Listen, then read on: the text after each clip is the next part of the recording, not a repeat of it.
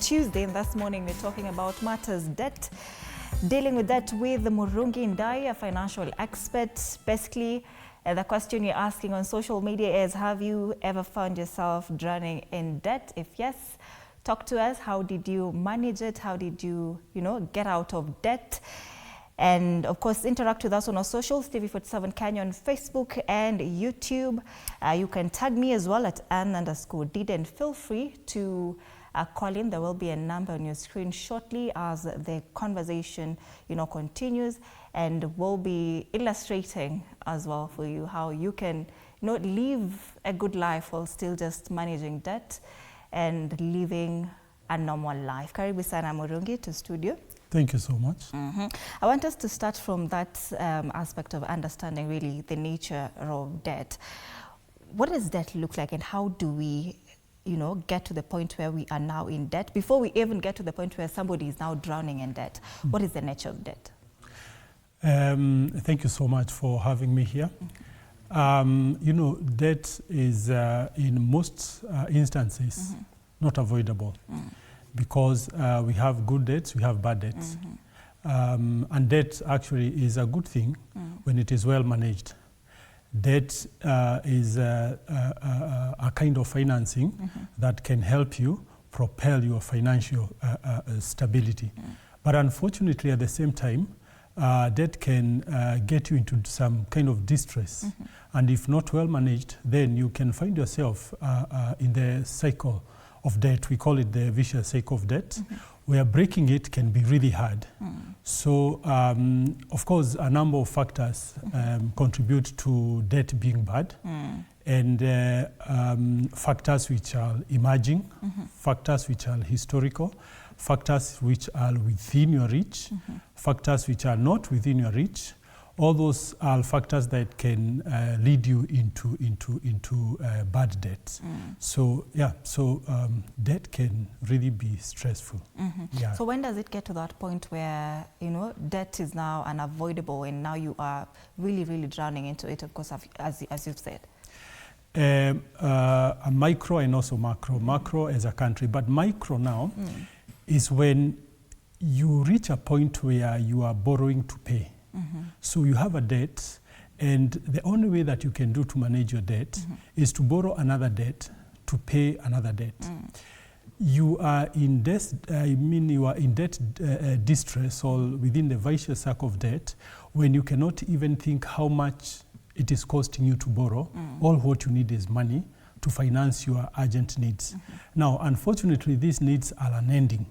So in such a situation that, take for instance, you are within the month of maybe May, and then you had already borrowed in the month of April, then you feel that you cannot reach by the end of May. Bearing in mind you are still paying some other debts. So you will borrow some money for survival, and then by the end month, all what you have is zero for savings, and sometimes zero for expenditure. So you end up again borrowing again, so that you, that cash can push you into the next month. So that's now the vicious cycle. You have to borrow to push. You have to borrow to push. This one happens in at all levels of cadres in salary. Does not happen to a person who is earning 50. Does not happen to a person who is earning 100 or even 1 million. It happens to all persons who are not able to actually identify that they are within the vicious cycle of debt, and they must break it so as to be free. Unfortunate. Yeah. Now that you've given us a breakdown of people getting 50, 100, 1 million, how do we now break out of that cycle of debt that continues? And I think this is the point where now we can illustrate with the amount of money that you can use as an example. If you say 50,000 or 100,000 Kenya shillings, how do we get out of that debt? We can just use that screen. Even as we continue to invite our viewers to be part of this conversation, you can just write on that board. What amount are we using? 50,000 or 100,000? Let's go to 100,000. Okay. And for illustration purposes, we will say that this is called income.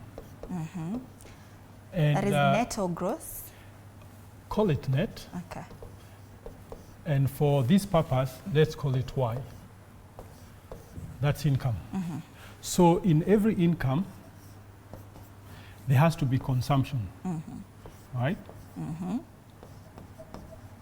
Now, this consumption takes various ways.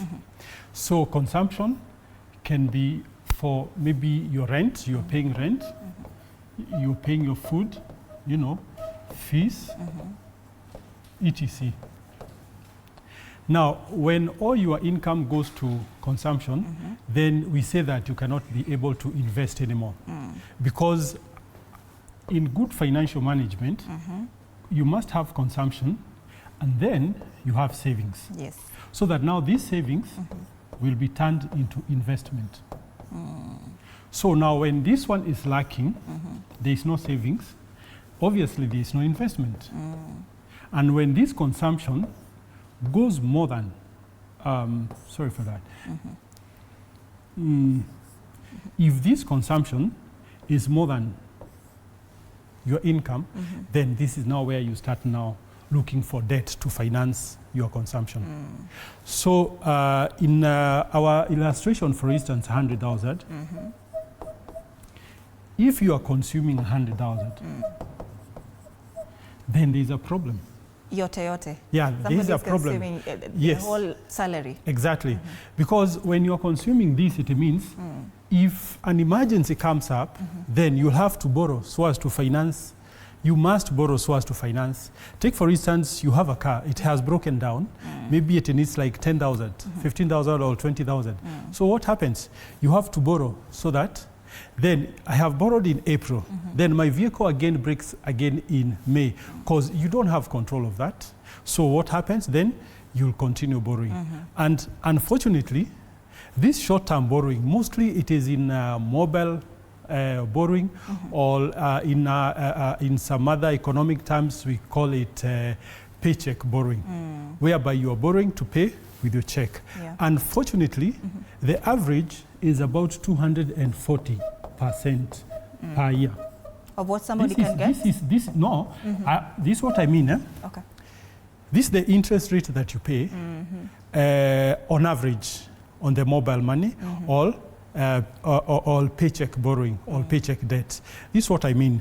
If, for instance, you need like 10,000 today, and you need it urgently, I need this money urgently, maybe within like 2-3 hours, you'll get that money. But it will come at a high cost. The first cost is 10%, in majority of times, 10% of that 10,000.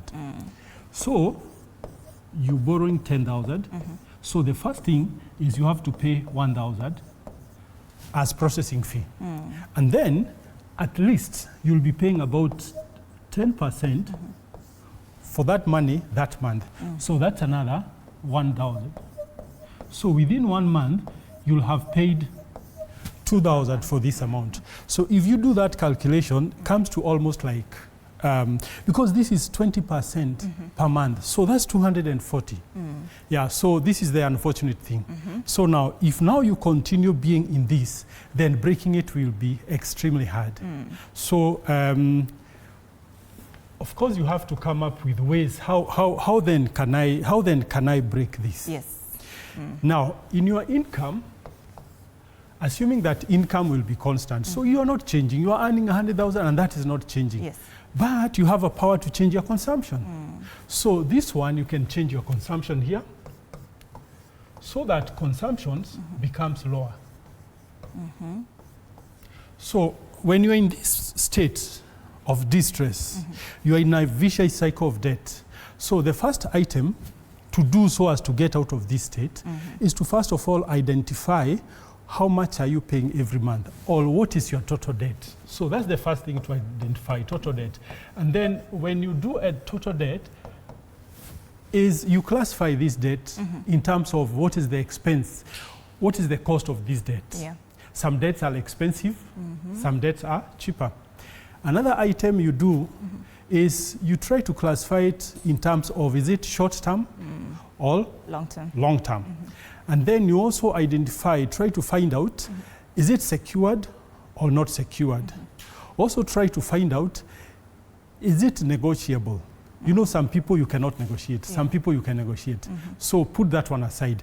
Then, of course, if you have a friend, not actually a friend, a partner, maybe you are married, maybe you have talked to your partner and discuss about debt. Tell them, look here, we've been in 2 million debt and it does not seem to go down because anytime I'm coming back here, anytime I'm coming back here. So this is not breaking down. So the next item is budget. So now this budget helps you now to see what will you do to reduce your consumption, your C. Remember C, we said is consumption, and that is the connotation, C, consumption. Now, how shall we do to reduce our C? Yes. And that is now the biggest problem. So there are a number of issues. So first, you have to change your lifestyle. Your lifestyle must change. For instance, you've been driving to work. So try to sacrifice, because now here is discipline and sacrifice, discipline and sacrifice. So try to sacrifice. So I'm no longer driving for the next, say, like 6 months, so that I can reduce my C. That is one. Secondly, for instance, rent? Weekends. Weekends, assuming rent, you are not moving yet. Weekends, well, let me reduce my weekends. Basically speaking, what you'll be doing, you will postpone. Some people say postpone gratification. So once you postpone, I don't need to have it right now. I can have it next year. I can have it when I'm stable. Majority of people who are well up, they actually sacrificed something at a certain time so that to get something at a later time.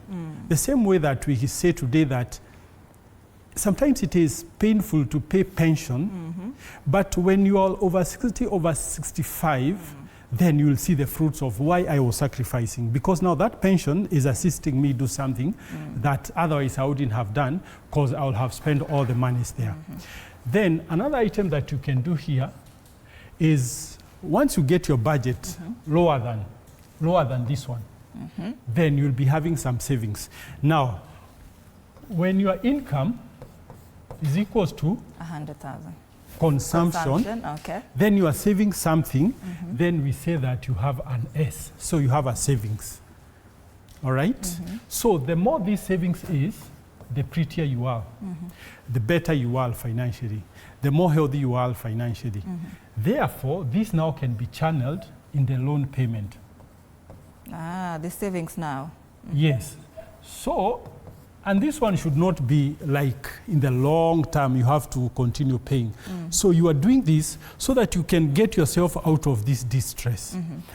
This is what you should have said. I mean, this is what you should have done so that when a vehicle breaks down or any emergency comes up, you already have savings to cater for that. So you are not going to borrow this expensive loan. So this is what you should have done here. But now because you're not doing here, I mean, now because that you didn't do it here, then sacrifice and do it here. So now when you do it here, then use that money to repay your debt. Then negotiate with your financier. I've been in banking, commercial banking for more than 12 years. And sometimes a person comes and says, look here, I've got a problem. And some problems are beyond me, some problems are within me. Now this is a problem which is beyond me.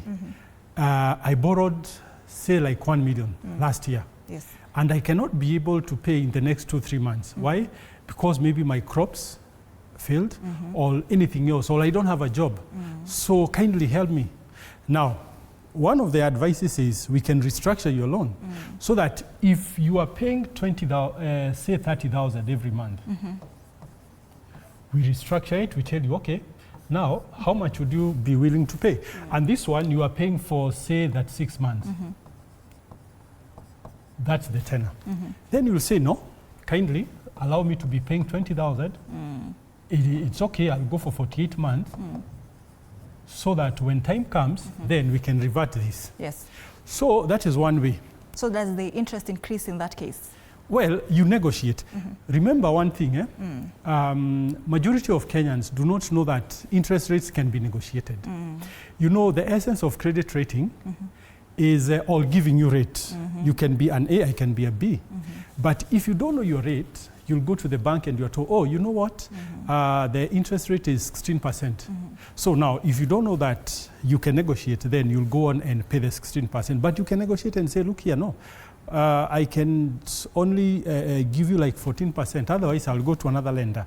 So, but in such a case, you are somehow at the mercies of the financier, but negotiate, use your negotiation skills.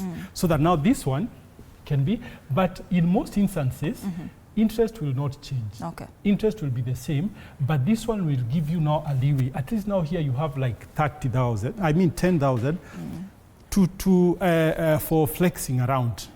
Right? Yeah. About 10,000 per month, and that is the good amount. Then D, what you can also do as far as when you are here is you can consolidate your loans to a cheaper loan. So consolidation means you've already done these maths and you know your total loan, and you have already classified your loans. And you've said that my loans are like 5 loans, or say 3 loans. Let's take 3 for the purpose of this illustration. I've got the normal loan, maybe term loan. Another slide, a new one. Say I have a term loan of say like 2 million. So along the way, my brother's kids, my sister's kids wanted like 100 or 200. So I went and took a short term. This long term says 5 years. Then this one, I took for 1 year. This is mostly 1 year. So I took 100K, just 100K for 1 year. But now remember our 100,000. That is still the income. Yes, this is the income. So what happens, and you borrowed this 100K because you didn't have savings. You didn't have savings because you had not saved. Now, what will happen is when things are tight, you might go again and borrow paycheck, which is about 20 or 50K. Now, the shorter the term, in most instances, the higher the interest rates. This is where I was saying, and these people, mostly it's mobile. So these people will charge you a lot of money because you are desperate. I want money. I want my vehicle get fixed right now. So I need money right now. Or I want to go to Masai Mara tomorrow. My friends are going to Masai Mara. I want to go to Nanyuki or any other place, and I want it immediately. So I need this cash now. So I'll tell you, okay, 10%. Remember this per month, which translates to about 120%. And remember, we've not put the commission that I told you, that they put a flat commission. If you're borrowing 50, they'll tell you bring 5K. They will give you 45, but you borrowed 50. So they've already gotten that interest in advance, but you still pay interest for. Then this one is not so expensive. Sometimes at market rate right now is about 21%. Then this one, it's well negotiated, can go to 15, maybe 0.75. These might be the current rates. So now what you do is you can consolidate all these loans. So once you consolidate, you say, okay, now look here, guys, I've got now 2.2. That is what I want. So that I can even have 50K to start my savings with. So start there now, and then you have now consolidated. But when you do this, there is a kind of addiction that comes with borrowing. This addiction never ends. So we were at D. Let's go to E. You can deactivate all your mobile lending. That is branch, deactivate. Deactivate. Lending application. Will that help break out of that addiction? Because now when you start, you're always tempted to reinstall those apps again. Key here we said is discipline. That is key. Okay. You know, at one time, almost everybody has been, not everybody, majority of people has been caught in this kind of vices of debt. And this is one of the items that I did myself. You first of all deactivate all the application. Sometimes remember there was a time, I won't mention by who, my advance limit was 25K. So I'll just get a phone when I'm paying things, so it goes until 25K. So the first thing to do is go off this. And make sure that you deactivate even, I don't want this money again, okay? So that now, you are forcing yourself into discipline. And remember, this is addiction. Now, this addiction, until you do something radical within yourself, you'll never get yourself out of this. So once you do something radical within yourself, then you'll be free of this, all right? So now, when you're free of this, stay on course, the budget. Postpone your gratification. Just exercise discipline. Let your children, if you have children, let your partner, if she is there, support you into it. Because sometimes you are pushed by a partner, you are pushed by a kid. You go somewhere, hey, Baba, I need this shoe. Baba, I need this thing. Then you say, oh my God, but I can get like 2,000 somewhere. So kakaka. But when the kid knows that hatuna, so you wait until paycheck.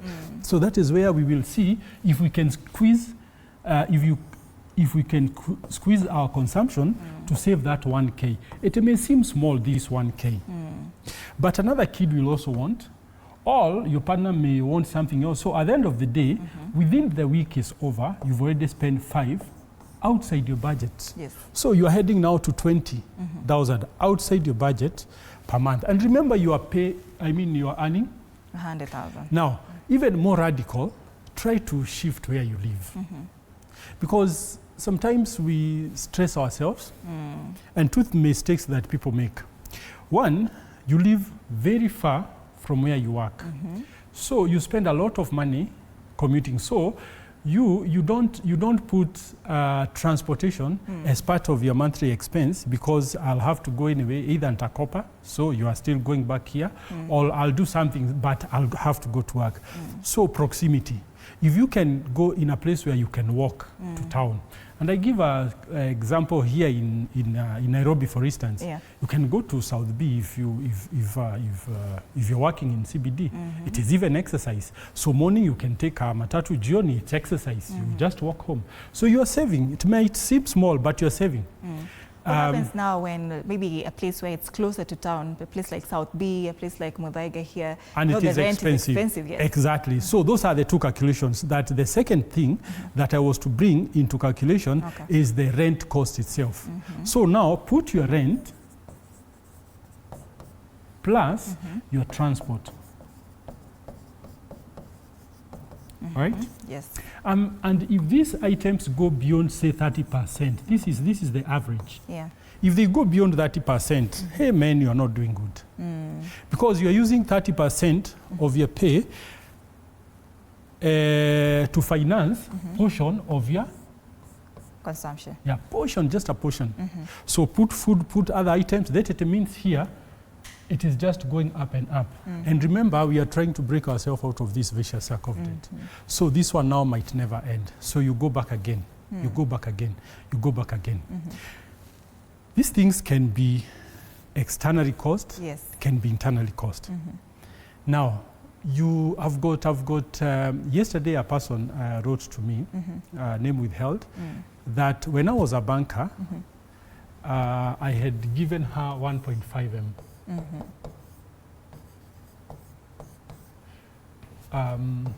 That was 2017. So I gave her 1.5 M. That's what she told me. And the text is there, so it's really... Then something happened. What she wanted to do never materialized. But she continued spending this money.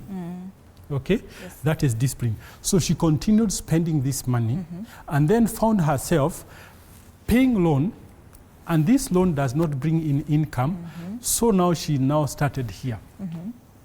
Today, she is at 1.5%. Now she's asking, how do I break this? Today she is still there.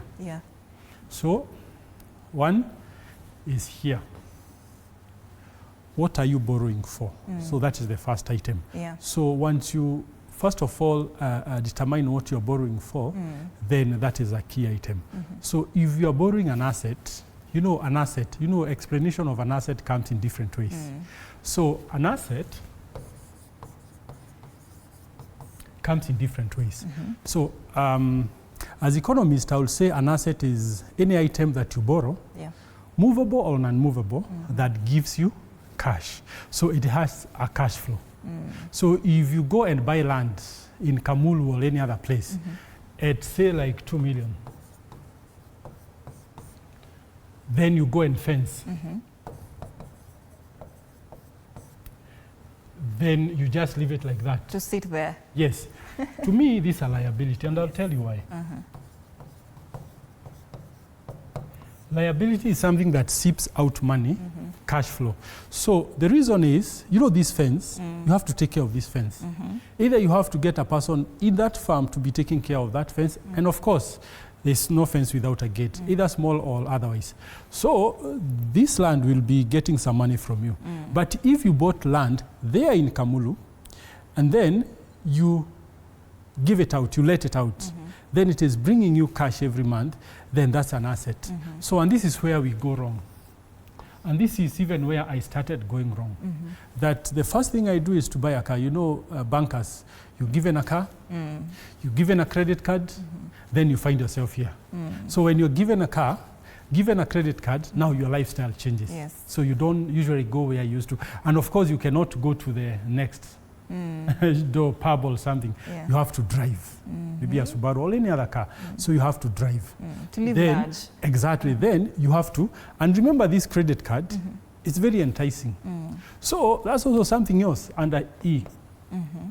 So before we go to E, you know, you mentioned something about the lady whom you gave 1.5 M at that time, and then that 1.5 M stagnate. Is there a chance where if a loan now stagnates, he or she can decide now to take it back to the bank, whatever is remaining, or the bank doesn't take it, lazima ulipe in that amount of time? What happens? Take for instance, you have 1.5 M, and you want to give it, do you mean you have the money now you want to pay? Say maybe she has used 750,000 Kenyan shillings. There's a remaining amount. But it's just there, just idle money. Instead of her spending that money, can she take it back to the bank? Yes, you can do that. And when you do it, but remember, when you're borrowing this money, read the terms properly. Because some of the banks will just come and put interest rates, and then when you are paying that money, you have to put also interest rate. But the good thing with commercial banks in Kenya, what they do is you pay up to that time. So interest rate is actually on reducing balance. The more you pay, the less. Because once you pay more, then your principal becomes lower, and so your interest becomes lower. So when you are paying the last installment, then you might pay with zero interest rate. So that is possible. And those are two ways also you have mentioned. There is a way called avalanche. And there is also another way, if snowball. I can remember, snowball, exactly. So you can do avalanche or snowball. So what you are doing here by consolidating is to snowball. When kipata unapeana, kipata avalanche is when, oh God, I've got a lot of money, so I need to pay. So that here, these two, it will be avalanche, because you clear them and forget about it. And then now you go back to the main one, which is cheaper and longer, so you have flexibility mentally. Remember, if you are, if you don't have mental comfort, then you'll still go back to your addiction. So addiction mostly is brought about by instability in your mental comfort. That I have to get comfort by doing this. I have to get comfort by, you know, it is a short-term gratification that pushes you into this. So if you can discipline yourself, get out of those short-term gratification, then you'll be home and dry. Are there situations where people get into such loans, the mobile, you know, lending apps, out for fun, you know? Somebody is getting a good amount of money, but they choose to now just go the mobile loans way. Yes, they are. And especially, you know why these mobile loans are expensive? It's because their risk is also high. So some people just do it and say, iki to stawai, you know, I will not pay, or something like that. So at the end of the day, you will still have people calling you and asking you pay our money.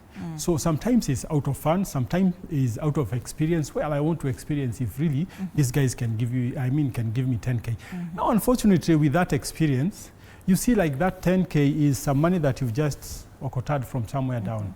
But it is a very expensive money, more expensive than your your hand-owned cash, because this one that you have earned, the 10, it is 10 and it's 10. But this one 10 is 10 plus interest. So its cost is higher, but you just blow it out because it's easily gotten, and so it will be easily gone and very expensive to retain. And of course, you brought in something quite interesting, strategies to manage this debt, to pay it, that is an avalanche and snowball. If you're talking about one, you can now just pay all at once, and one you can pay slowly. Yes. Which one now would you recommend for somebody who is drowning in debt, and to just ensure that even as they pay, whatever they took that debt for, let's say, for instance, for their business, what would you recommend for them to do in that case, to pay this debt and still live a normal life and ensure that they're getting profit for their business between avalanche and snowball? Depending. You can't pay avalanche, for instance, and you still need stock for your shop. You can't pay avalanche, for instance, and you still have some capital requirements so that you can sustain your cash flow. So now that one now depends. And one of the important items is that if this loan is affordable and you can manage, then you can use it and stay, and pay snowball.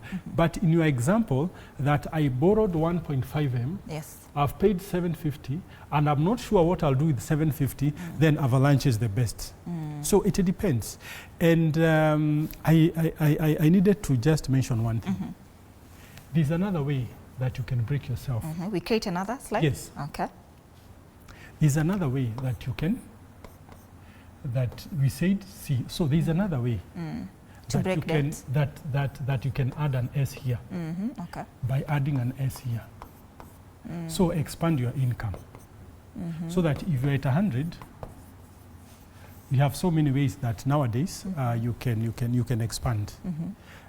Maybe you start a side hustle, right?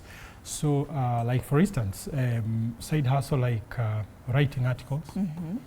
Any side hustle, anything that can add this. So if you can be able to add, even if it's 10K, then this one is coming to here. So that is also another way. Another way that you can also add this is selling off assets. You might be having not really asset, but liabilities or asset, whichever, that is not making sense. But mostly this one, selling out liability. Maybe you've got idle items at home. A lot of idle items there. You can sell this idle items because they don't help you. They are just giving you a short-term gratification that I have this, you know what? I have 2 of this, so why can't you sell one? Then if you sell at 10, wacha ikuje hapa, so that it continues reducing your pressure.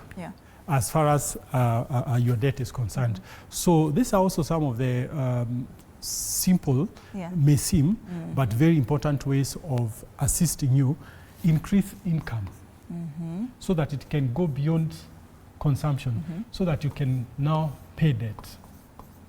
There are people who go as far as, selling their cars, now that you're talking about liability, but it comes to a point where they want that car back. Then how do they get to that point where I sold my car, I managed to pay debt, or I'm still paying that debt despite selling that car? So how now do we get to that, interlink between now being without a car and wanting it back, still being in debt and still wanting another car?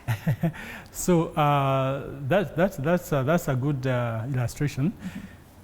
What I can say is that whatever you are doing, however you are doing here in selling off your liabilities, you have to do your calculations first. So again, I'm not saying that you have a car of 1M, you go and sell 500K because simply you want to pay off your 1M loan. So you still be at debt. But if you can be able to sell an asset at a good rate to pay off all your debt, then why not? All part of your debt, then why not? Now, another situation comes, you've already sold it. now you want it back again. Then it means you didn't do a proper calculation, and so you'll just be getting back into your cycle. Vicious cycle of debt. So there comes a time now, you have now to go now and sit down with an expert, either your banker or any other financial expert, and then tell him, look here, I am in a mess of 5M, 2M or 3M. Now I would like to get myself out. And these are my incomes, and this is where I am. So how do you think that we can? Then you work it together. It's just like when you go to therapy. So you work it together. So what else can you do to get your income? Where is your home? Can you consider moving out? Can you, all those items, so that now at the end of the day, he or she already knows some of the things to do.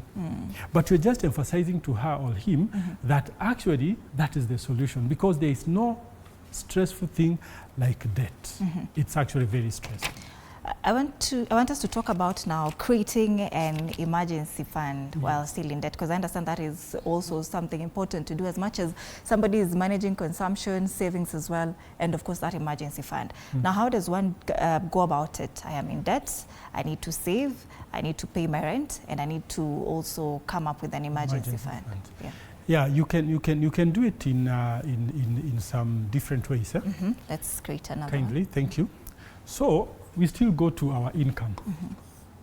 And we said in normal circumstances, income goes to consumption, all of it in normal circumstances.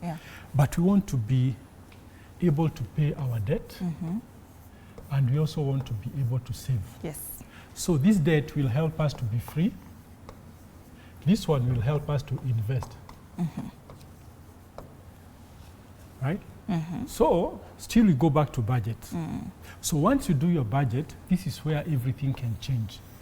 Assuming this one is constant, just assume that is constant. This is where it can change. So once you do your mathematics and say that, look here, my total budget for the month is about, say, 70,000. And my loan repayment is totaling 28, right? So what do I do? And I only have 2,000. Remember, this one is here. This 70K. On the consumption? Yes. That's 70K. Then this one, you're not sure, because you've already, it says 28. But this one, you can only save 2K. Okay. So how can I increase this? Continue looking into ways to reduce, assuming that your income is constant. So you are in an employment where it is tight. Maybe you don't have time. Maybe your partner also does not have time. And this is the combined. And this is why we said there that talk to your partner. So that this one is not personal. It's called household. This is a household income. So that when you combine all your incomes, this is what you are getting. So once you negotiate here with your partner, then it will be possible for you to reduce this and increase this for now emergency or investment, while still paying your debt. Yes. So how do I know that now I've reached that level where this qualifies to be an emergency fund? When I need it, I get it. Do I save from a span of 1 month, 2 months, 3 months? What is the span of now for it qualifying now as an emergency fund? Then we go to definition of an emergency fund. Because it is relative. That question is relative, because your emergency fund is not mine, and it's not Freddie's or somebody else's emergency fund. So take, for instance, I want an emergency fund equivalent to, or an emergency fund to do a certain item. So why are you calling it emergency fund, for instance? So it can be emergency fund because you are not insured, you have kids and you are not insured, so just in case. So maybe it can be, hospital can call emergency, all right? Breakdown or something. So this breakdown can be your house it's leaking or something like that. That's an emergency. Or sometimes even school fees. So once you first of all identify your emergency funds, of course this one goes with probability. So what is the probability? If you are alone, then the probability is lower. If you are with your family, then the probability is higher. This one is constant. But this one is you have children, then there is probability because you must pay anyway. But if you don't have children, then this one goes off. So this can be classified, maybe and others that can be put here. This now can be classified as emergency. Now your question is, how then do I know that this is now sufficient emergency? Yes. You know it when you are able to take care of any emerging item here. So you can say that foreseen or unforeseen, inherent, because some of these like hospital and mostly hospital is inherent. Breakdown, you know, you'll feel that maybe my vehicle is not so good and all that, or maybe this house has been having some small leak, so anytime it is inherent, yes. But now total, you say this is now my total emergency expenditures. So how do I get now to finance this? Yes. It is still, the answer still lies within you. So that if my total emergency is say 50K, then kindly squeeze this slightly more. Squeeze this slightly more.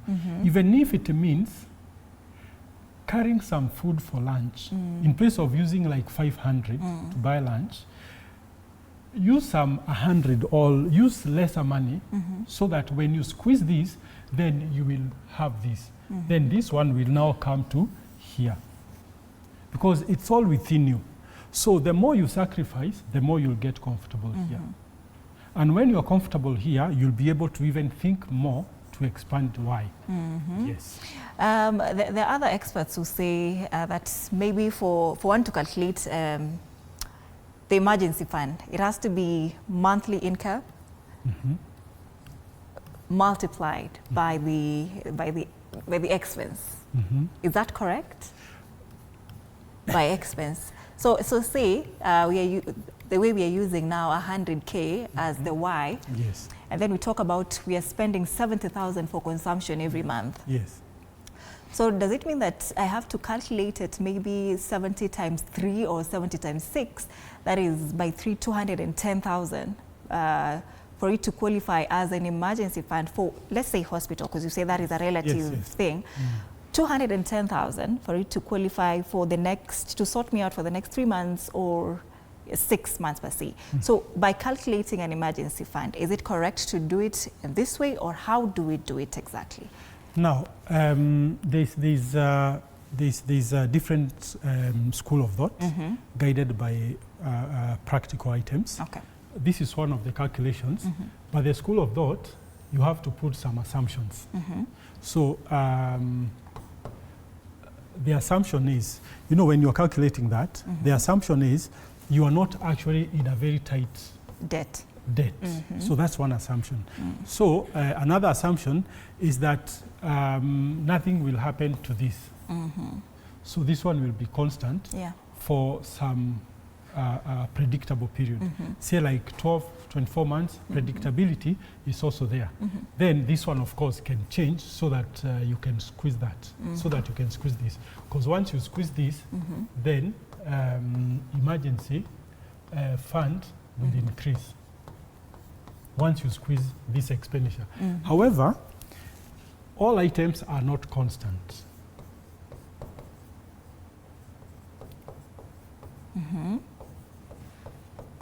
This saying by economists, ceteris paribus, does not always apply, because it means that everything now is constant. Let's calculate this. This is one of the best ways of doing it. But once you put items that can change, you know, things can change.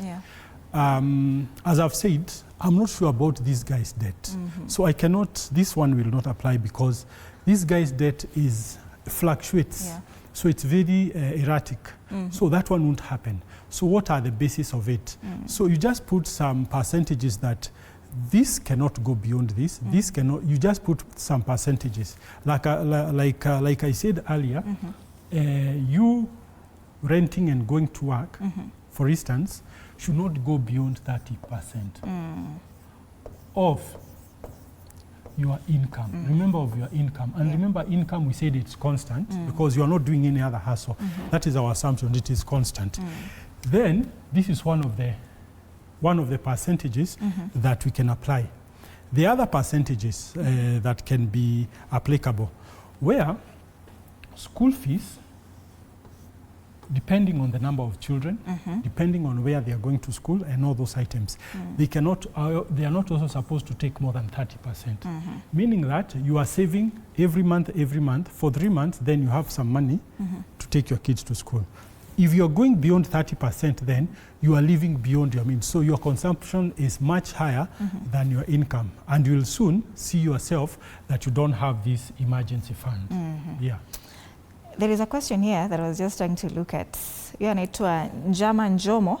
Anasema, is debt always a liability or can it ever be an asset? That's a very good item. So look here. To a banker, when I give you loan, that's an asset to me. To you, it is a liability. However, it also can be an asset. I've borrowed money from a bank. So, and I've borrowed, again, I give an example of 1.5 M. All right? So that is debt. But now this debt, I've gone and started, say, a hustle, a good hustle.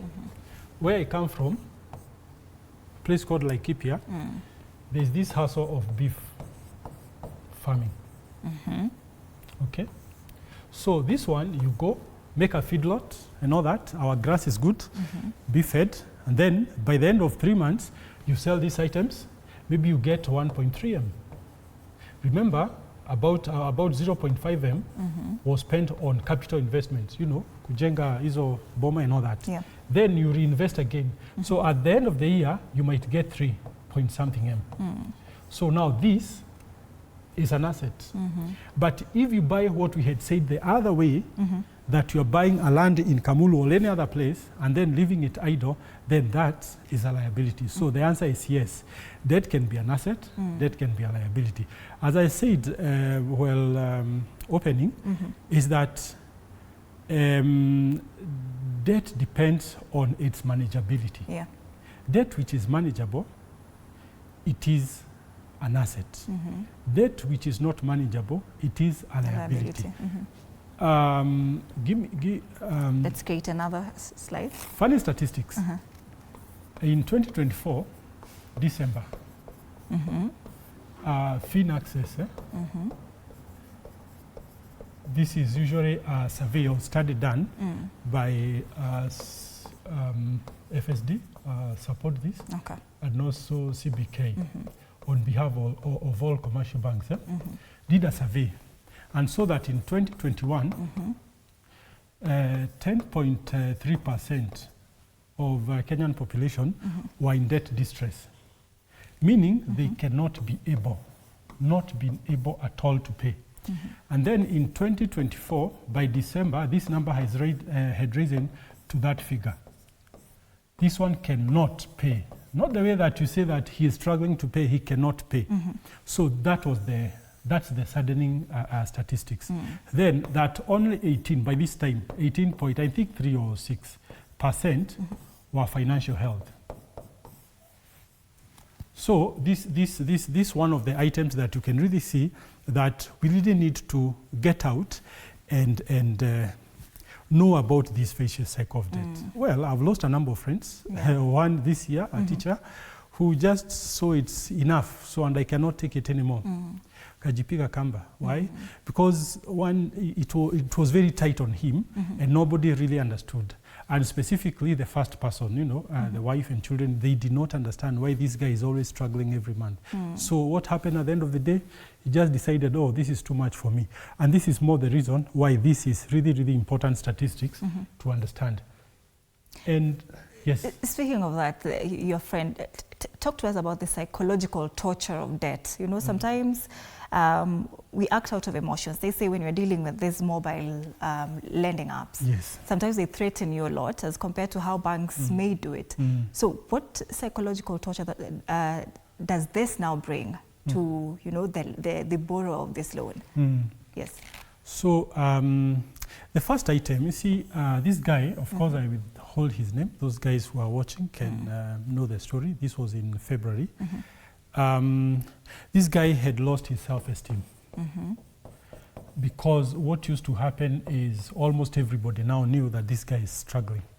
Why? Because he's borrowing everybody. So that is the first item.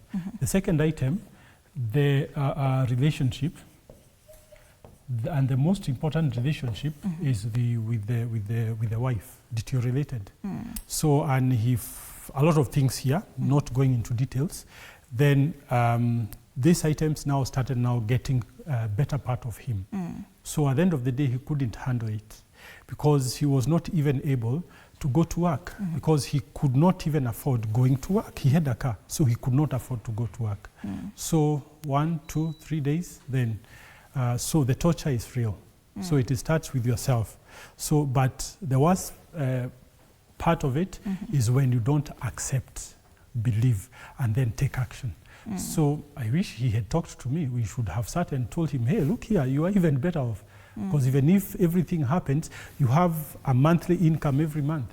So let's sit down and do these calculations. But unfortunately, I came to know that, oh, it is finances. I was like, God, he was not the only person who's been to this. And the most important thing is two things. Communicate to your partner. Secondly, stay to your budget, discipline. And this one can be sorted. Unfortunately, this item sometimes is brought about even by government, for instance. Let me give you a statistics here. Okay. This is OCOB. This is Office of Control of Budget. Okay. Give statistics. You know, I love talking about pending bill because, you know, in my other life, I was a CEC in charge of finance. I was like a minister of the county government. Okay. And this thing used to disturb me so much, pending bill. Today, government owes Kenyans these Kenyan shillings, that amount of pending bills. These are people who are now struggling here. Of this amount, county government has 182 billion. Of course, Nairobi being the larger part, I think of 90 or so million. Yeah. So this item has really contributed into this percentage.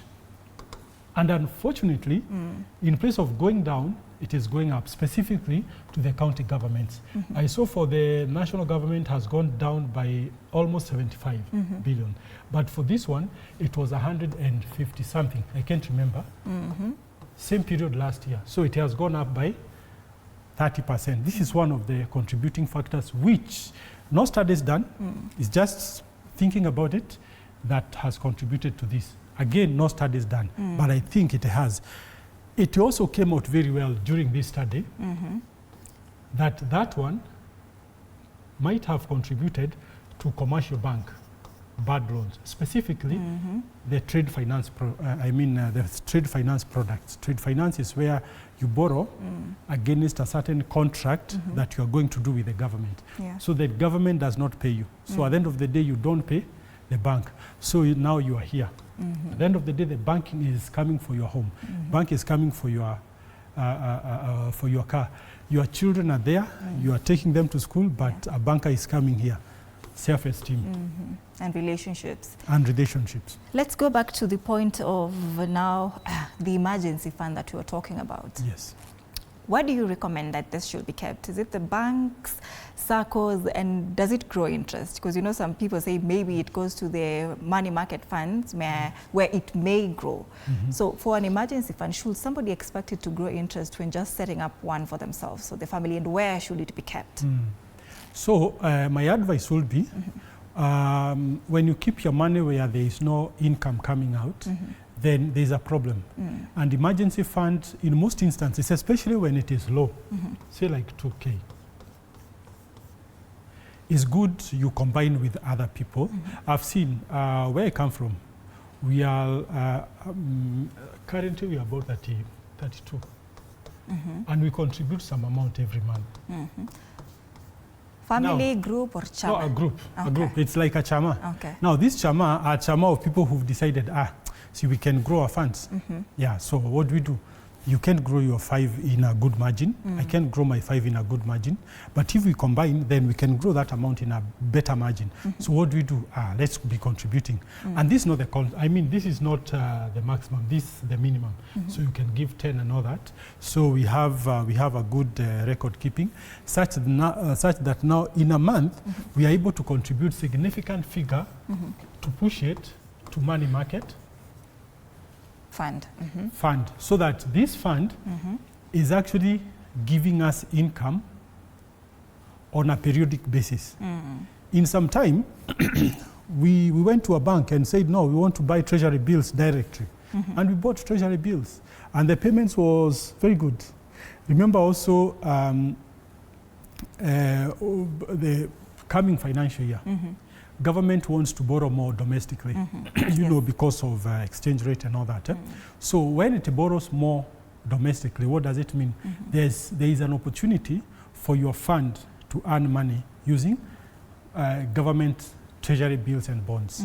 Yes. Even as we're talking about, we talked much about the consumption, debt and savings, and you mentioned something about that 30% that should go to consumption. Yes. But now if you're breaking it down for somebody who doesn't know the 30, is it 30-20-20 rule? Yes.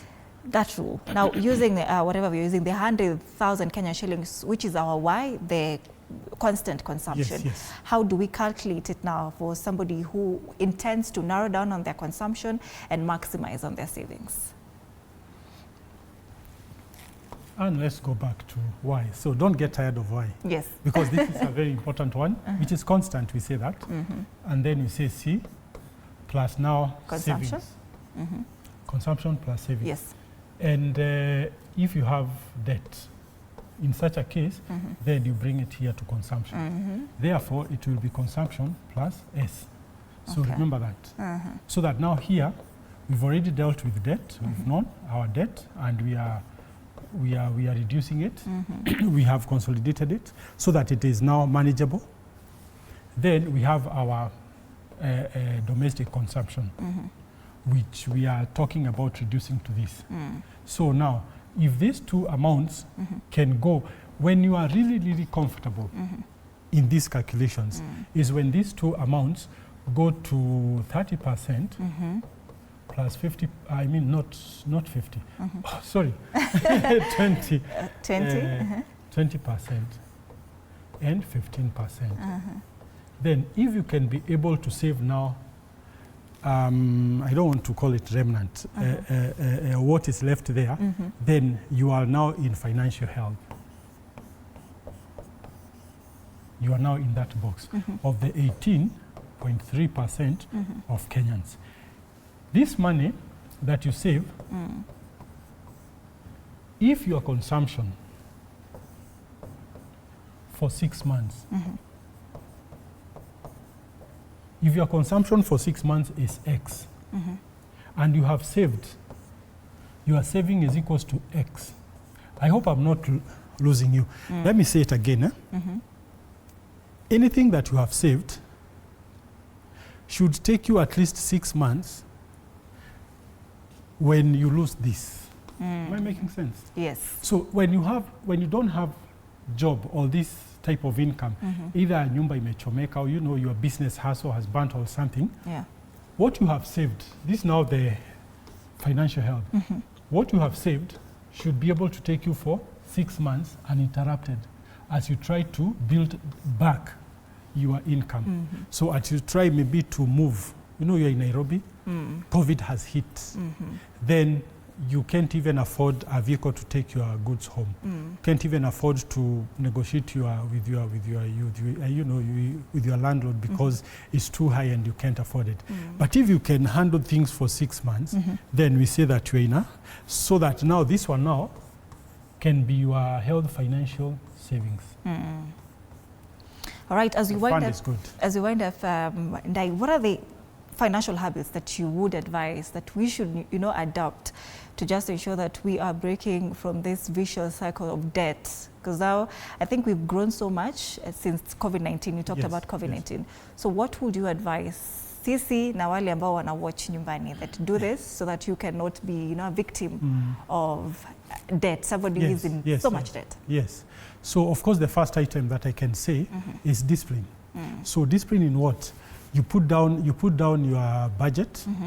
So once you put down your budget, have discipline to go per your budget. So I can write somewhere. But yes. I think you're just winding up. So we already talked about it. Yes, exactly. Budget, so this one.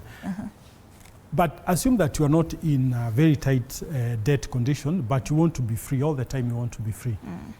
The first item is take care of your C and budget it. And once you budget it, have, say, like not go beyond 5% of what you have budgeted, because it will interfere with your savings. Then another item that you can do is always when you are about to purchase something, ask yourself, can I live without this item? You see, when you are along Thika Road or any other, you see people selling stuff. Some people will sell you toys that go on dancing for you in the car. Do you really need that? When you get into your house, how many things are there in the house that you really don't need? You know, picha fulani, you bought it very expensive because it was antique, but it's just there. So, well, it is good it's there, but what was the effect as far as your finances are concerned? Learn also to break yourself off circles that drains you financially. You know, you can be in a circle where the only thing that these guys tell you is 20. Let's go down to Nanyuki, let's go down to Naivasha, let's go down or north. So cut down those items. Remember, again, I go back to your discipline. So all those one calls for discipline. Another item that you can do is to discuss about it with your partner, your family. Tell your family, your children, now I'm moving you from this school to this school because of this and this. These kids understand. You may discuss with a 5-year-old, you think that he is not understanding, but he or she is really understanding that I think I need to do that. So if you have discipline specifically on this budget, and try to stick to the budget. And making a budget may sound something that, oh, this is very common, everybody is talking about budget. You know, even here in this country, we are in debt, including the pending bills, because we don't budget. But we budget, but we are not disciplined to the budget. And I've been in such a situation whereby the budget is here, and then it says these are the items that you have to do. But when you are doing items, there are some things that you overlook, and those things are like debt payment, pending bills payment. So you overlook it. You assume that some money will come from some other place to come and pay your debt, or some money will come from other place to come and finance. And what happened last month, I bet you will happen this month. I bet you will happen the other month. So it is also predictable. So budget is so predictable, and you can say, okay, this is my consumption and I'm going forward. But I want to increase my income also. Yes. That is Murungi Ndai, a financial expert. Thank you so much, Murungi, for taking us through this topic, managing debt, and of course, overcoming personal loan crisis if you're in one. So that brings us to the end of this conversation. Biashara Tuesday with Farming is coming up next. Stay with us. You're watching Morning Cafe.